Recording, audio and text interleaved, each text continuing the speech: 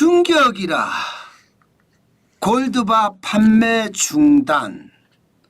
이런 아수라장 처음이다. 이 말이 여러분 맞을까요? 한국조폐공사가요 골드바 판매를 전격 중단하기로 했습니다. 그야말로 한국조폐공사, 쉽게 말하면 한국은행에 금이 없다는 거예요. 금이 메말랐다는 뜻입니다. 그야말로 난리가 났다는 이야기입니다. 여러분도 알다시피 금값이 장난 아니게 오르잖아요. 지금 금이 오르는 걸 보면요, 국제 금값이 2월 11일 기준으로 2934.4달러까지 트로이온스당 올라갔습니다. 굉장히 많이 올라갔죠. 그야말로 사상 최고치입니다. 1976년부터 제가 금값을 쭉 추적해 왔는데 지금이 최고값. 문제는 더 올라간다는 거예요. 2934.4달러가 아니라 3000달러를 넘어서고요. 3200달러를 예상하는 전문가들도 있고요. 심지어 여러분 4000달러를 예상하는 전문가들도 있습니다. 그야말로 금값이 된 거죠. 장난이 아닙니다. 이렇게 올라가니까 국내 금값도 똑같이 올라가는 거예요. 국내 금값도 2월 11일 기준으로 한돈입니다. 한돈에 이제 곧 60만 원이 넘게 생겼습니다. 59만 6천 원. 한돈에. 2020년 1월 2일에 22만 7,500원이었거든요. 한돈 3.75g에. 이제 60만 원이 되는 거죠. 2배를 훌쩍 넘어서 버렸습니다. 팔 때도 마찬가지입니다. 2020년 1월 2일에는 21만 원이었습니다. 그런데 2025년 2월 11일에는 54만 1,000원. 와, 금값이 진짜 우리가 상상하는 것보다 훨씬 많이 올라가죠. 이러다 보니까 여러분 금부치의 값은 하늘 높은 줄 모르고 올라갑니다. 지금 금값이 돌반지가 어제만 하더라도 63만 원대였습니다. 오늘은 65만 3천 원까지 올라갔습니다. 돌팔찌 금 2돈이죠. 129만 8천 원까지 올라갔고요. 난리도 아닙니다. 시장에서는요, 금에 대한 포모 증후군이 지금 현장에 음습했다 이렇게 이야기합니다. 포모 증후군이라는 거 여러분 아시죠? 나만 소외된다는 느낌.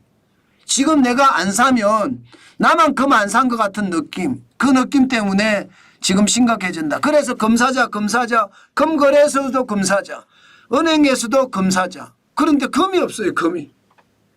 야, 이게 뭐, 예, 저는 이런 아수라장은 진짜 처음이라고 생각해 봤습니다. 지금 현재까지 아직까지 조폐공사 외에 다른 공급처에서는 금을 계속 하려고 하거든요. 그런데 이제 조금 있으면 아마 조폐공사가 공급을 안 하면 은행들도 더 이상 공급할 수 있는 금이 없을 거예요. 그러면 금을 살려고 그러면 이제 종로로 가야 되잖아요. 예, 종로로 가야 되는데 종로 금은방 거리가 있습니다. 그런데 금은방 거리에도요, 진열된 금이 점점 사라진다고 합니다. 금은방이 발칵 뒤집혀졌다고 해요. 금 갖고 오는 사람이 지금은요, 최고로 귀한 손님이라고. 금을 가지고 오는 사람이. 금을 파는 사람이 사주는 사람이 아니라 금을 가지고 오는 사람이. 금을 팔 그런 금도 없다는 이야기가 되는 거잖아요. 그 정도로 말입니다. 지금 난리도 아니다 이렇게 이야기합니다.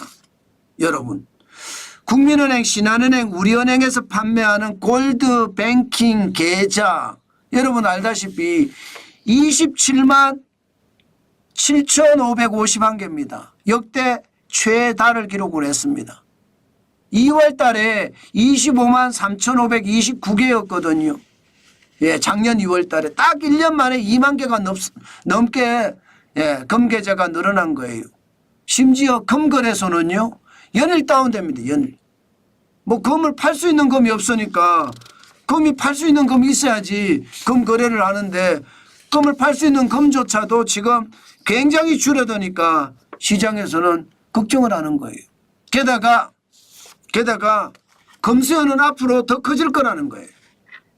당장 트럼프 대통령의 기본적인 보편 관세가 이게 결국은 물가를 올릴 수밖에 없다는 거. 물가를 올릴 수밖에.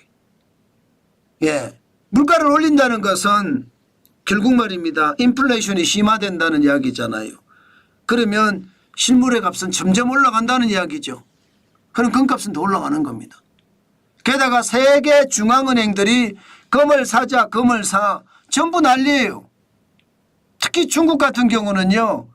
디플레이션까지 같이 왔으니까 중국 부자들은 금 살라고 혈안이 돼 있다 이렇게 이야기합니다. 실제 중국의 금값이 대한민국의 금값보다 더 비쌉니다. 금이 그만큼 귀하다는 거예요. 중국에서도. 예, 그러니 말입니다. 금값이 안 올라가는 게 이상하죠. 돌반지 하나가 60만 원 이제 넘어섰으니까 70만 원 넘어서고 말입니다. 금 한 돈이 60만 원 넘어서는 것도 이제 시간 문제예요. 그 정도로 난립니다. 제가 여러분들에게 금에 대한 것은 누차 오랫동안 금을 살 때와 팔 때를 말씀드려 왔습니다. 저는 지금 포모 적응물에 휩싸여서 나도 금 좀 사야지 하면서 금 사는 거 저는 무조건 반대입니다. 무조건 반대. 예, 지금 금 사는 것보다가요.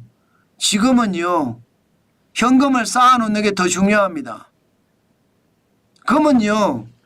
위기 때는 분명히 금값이 올라갑니다. 지금 세계 대공황이 온다는 그런 전제까지 있으니까 예, 이게 금값이 올라가요. 세계 대공황이 온다는 전제는 미국이 저렇게 독주로 나가면 거품이 터질 거라는 거죠. 거품이 터지면 전 세계가 위험해진다. 이게 세계 대공황의 전제거든요. 그런까지 있으니까 지금 금값이 올라갑니다. 위기 때 다 올라갔습니다. 오일 쇼크 때도 올라가고 글로벌 금융위기 때도 올라가고 코로나 팬데믹 때도 올라갔습니다. 그런데 그 위기가 끝나면 금값은 어떻게 됐나요? 쭉쭉 빠졌습니다. 오일 쇼크 뒤에도 쭉 빠졌죠. 1980년 1월 22일에 트로이 온스당 847달러까지 올라간 다음에 1982년 3월 30일에는 326.5달러까지 떨어졌습니다. 굉장히 많이 떨어졌죠. 절반 이상이 떨어졌습니다. 마찬가지로 예, 글로벌 금융위기 때도 2011년 9월 2일까지 1876.9달러까지 올라갔다가요. 떨어질 때는 2015년 12월 2일에 1053.8달러까지 떨어졌거든요. 굉장히 많이 떨어졌잖아요. 코로나 위기 때도 마찬가지로 최고로 올라갔던 게 2069.4달러가 1633.4달러까지 2022년 9월 26일 날 떨어졌습니다. 항상 이것을 감안을 하고 시장에 대응을 해야 됩니다. 무조건 여러분 시장에 무조건 남들이 사니까 나도 금을 사야 된다. 남이 장에 가니까 나도 똥장군 지고 장에 간다. 이렇게 하면 안 됩니다. 그러면 진짜 최악의 상황을 경험할 수도 있기 때문에 지금은요. 냉정함을 가져야 됩니다. 냉정함. 제가 금을 사라고 했을 때가 2020년 말에서 2021년 1월, 2월 요 사이예요. 그때 제가 금을 사자, 달러를 사자 이야기를 진짜 많이 했을 때입니다. 그때 금을 못 샀으면 그 이후에 사신 분들도 있지만 저는 지금은 아니라고 봅니다. 물론 금값이 더 올라간다고 하니까 금 시장을 잘 알고 투자를 잘 하시는 분은 살 수 있겠죠. 그러나 지금 시장은요. 고점 중에 고점이라고 저는 보이거든요. 그래서 여러분 조심하시라. 그러면 금을 사시는 분은 누구냐? 아니 살 사람도 있습니다. 매달 버는 돈이 많아요. 나는 포트폴리오를 구성해야 돼. 부동산도 사고 주식도 사고 채권도 사고 외환도 사고 금도 사야 돼. 예, 그런 분 있잖아요. 그런 예, 돈을 많이 버는 자산가들 포트폴리오를 반드시 구성해야 되는 분들 그런 분들 입장에서는 지금 금을 분할 매수로 조금 사는 거, 매달 사왔던 대로 사는 거, 뭐 그거는 저는 상관없다고 생각합니다. 그 외에는요, 금은 너무 많이 올라갔습니다. 앞으로 더 올라갑니다. 그렇지만 안전 투자하는 게 저는 바람직하다. 저는 그렇게 생각합니다. 무리하게 투자하는 것보다가 천천히 시장을 더 보고 투자하는 것 저는 중요하게 생각합니다. 물론 투자는 여러분들의 책임입니다.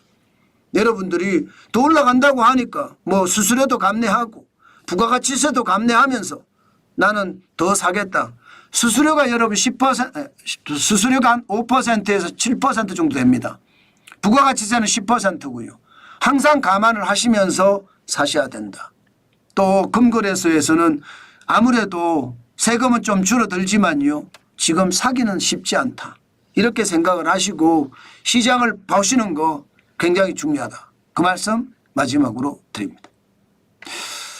네, 다음 소식입니다. 다음은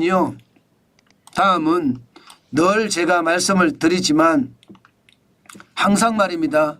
정관진 TV는 앞으로 나아가고 있다는 것 아마 여러분들도 보게 되실 겁니다.